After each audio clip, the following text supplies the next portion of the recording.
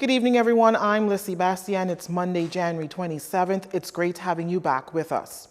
A new viral infection being watched with wary eyes around the globe, and that's the coronavirus, or the 2019 N-CoV. The epicenter, Wuhan, China, is taking draconian measures to stop the chain of transmission of the coronavirus.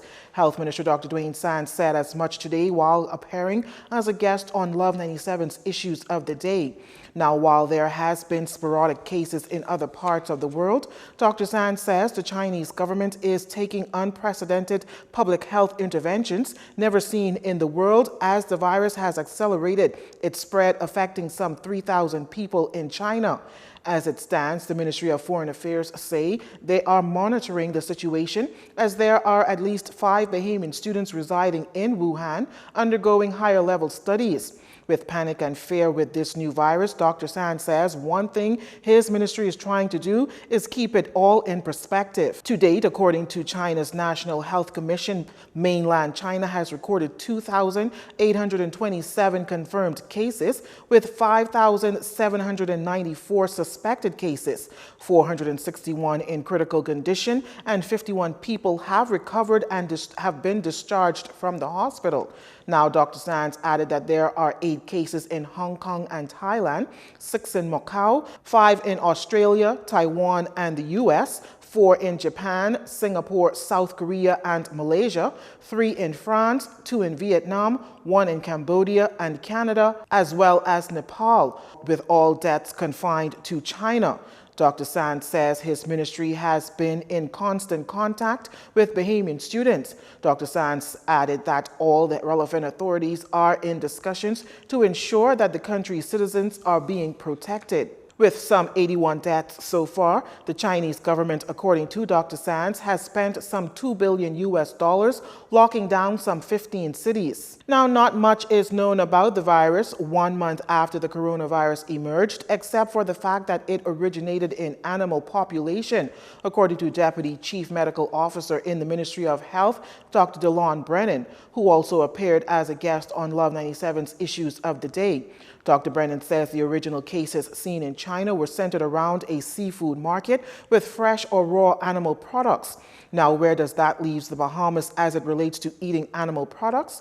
A question posed by a caller into Issues of the Day, suggesting that issues of this nature will continue as long as there is human consumption of animals, therefore spreading animal-borne viruses. Here's Dr. Brennan's response. The only way to minimize the movement from animals to humans is going to be minimizing the contact between animals and humans. It is unlikely in the near future for us to be able to do that. We produce way more meat now than we did a decade, 2 decades, 5 decades ago. And the more humans are consuming that meat, the more we continue to produce it and then expose farmers, handlers, people who are doing it in markets, and the like. We are likely to continue to have these sorts of activities to go on. Viruses are very resilient. They've been around for thousands, if not millions of years.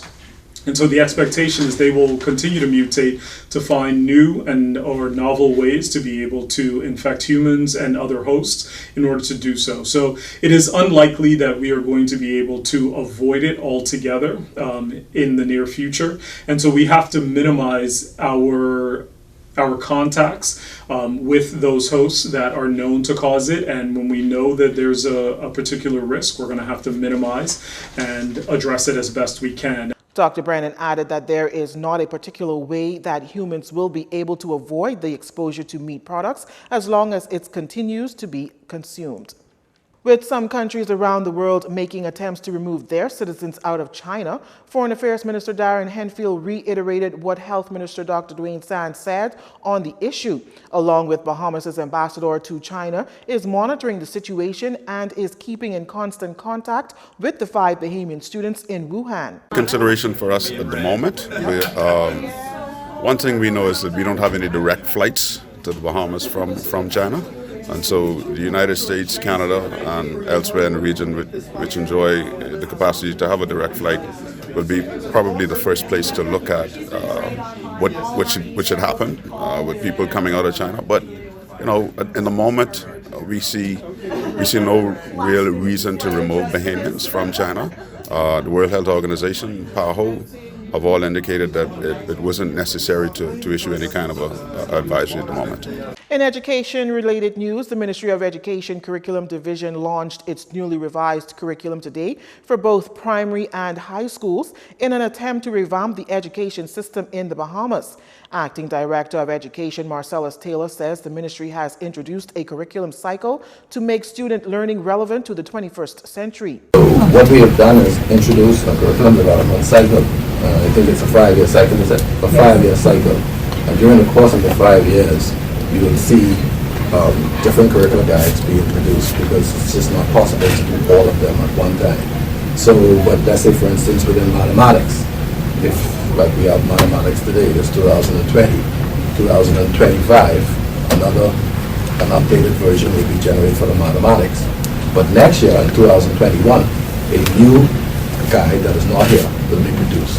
And then 5 years later, then that will be updated. So that's the kind of process that we're using. Mr. Taylor says the ministry has set out to achieve an 85% graduation rate by 2030. He says the revised curriculum will assist with the ministry's goal. Well, I mean, our whole program is geared toward it.